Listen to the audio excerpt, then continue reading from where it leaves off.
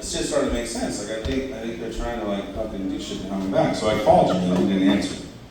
So Jamil says, I'm still at the dentist, right?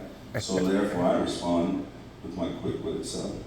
Fixing the gap, about time, roasted, right? So then he says, hey, Rita loves my gap. Rita's my wife's name. Interject Rita into the picture. Hey, Rita loves my gap. She loves your gap coverage. Got him, right? Nice. Fucking got him. So then he was like, nah, that's not it, right? And I said, of course it isn't. You don't even have insurance. Blasted, bro, right? Oh, man. So then he goes, nah, it's this good ass penis.